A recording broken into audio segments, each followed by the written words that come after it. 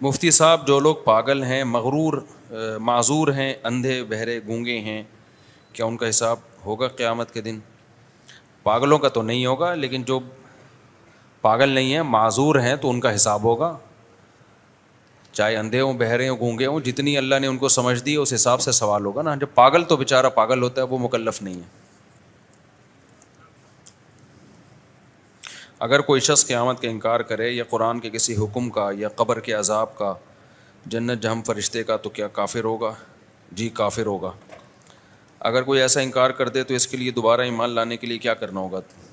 کلمہ پڑھے اور اس اقرار کرے کہ میں اللہ پر ایمان لایا، اس کے فرشتوں پر، اس کے رسولوں پر، جس چیز کا انکار کیا اس کا اقرار کرے. پھر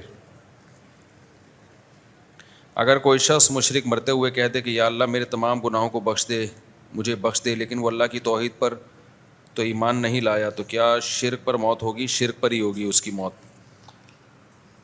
شرک سے برات کا اعلان کرنا پڑے گا اس کو، شرک سے توبہ صاف لفظوں میں کرنی پڑے گی اس کو.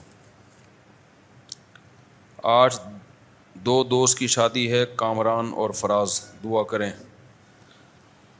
ٹینشن میں ہے لگ رہا ہے. دعا ہے اللہ تعالیٰ ان کو کامیابی زندگی دے.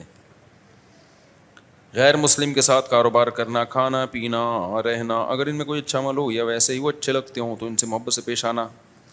کاروبار کرنا جائز ہے، ضرورت کے وقت کھانا پینا بھی جائز ہے.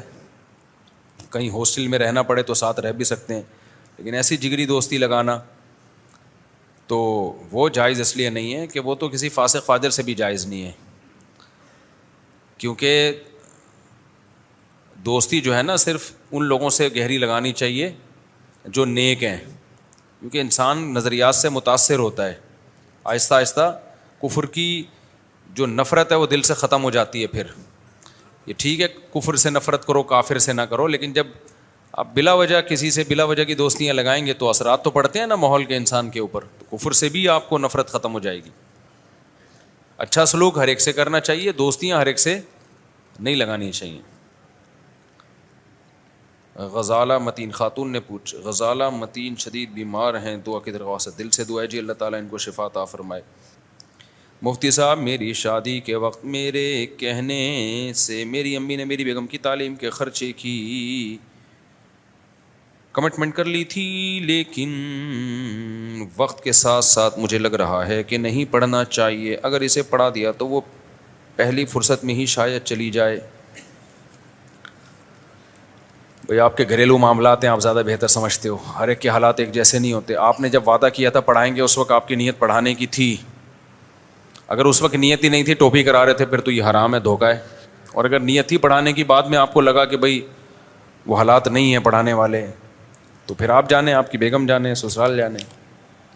پھر یہ وعدہ خلافی نہیں کہلائے گی. حالات کے چینج ہونے سے انسان کی رائے چینج ہو جاتی ہے. مفتی صاحب، میں نے سوال یہ ہے کہ میں نے ایک جگہ، یار اردو کو اردو میں لکھ لیا کرو، کتنی اچھی بات ہوگی. اردو کا تو بیڑا ہی غرق ہو رہا ہے، اردو کو بھی انگلش میں لکھ رہے ہیں یار، اتنی مشکل ہوتی ہے پڑھنے میں. یہ کہا تھا کہ جو شخص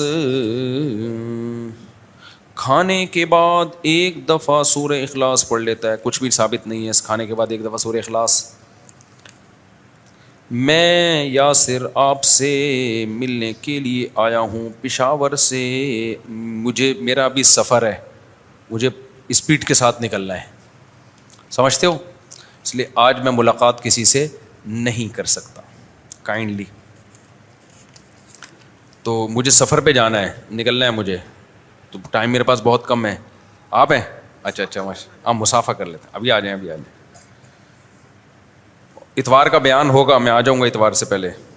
میرا نام محمد پیاز ہے، میرا تعلق وزیرستان سے ہے، میں اسپیشلی KPK سے صرف اور صرف آپ سے ملنے کے لیے آیا ہوں. وہ تو مل لیا میرا خیال ہے. وعلیکم السلام، کیا حال ہے؟ انڈی والان خادے دغت نغت خلتی کڑے ٹول خادے. صحیح ہے. اچھا. ماشاء اللہ الحمد للہ. اللہ پھر آئیں گے انشاءاللہ. ضرور. اللہ جزائے خیر دے آپ کو. اسلام وزیرستان اسٹیشن ماشاء اللہ سب سیٹ چل رہا ہے وزیرستان میں، ٹول خادے. چلے اللہ جزائے خیر دے. جلدی سے لے لیں. چلو بھائی. اچھا بھائی مفتی صاحب، میرے والد نے مجھے وصیت کی تھی مرنے سے پہلے کہ جن رشتہ داروں سے ہم ناراض ہیں انہیں میرے جنازے میں شرکت نہ کرنے دیں اور زندگی بھر ان سے کوئی تعلق نہیں رکھنا. ہم ان کی فوتگی پہ گئے، وہ بھی فوتگی پر آئے، ہم نے منع نہیں کیا. فیاض احمد فیصل آباد سے.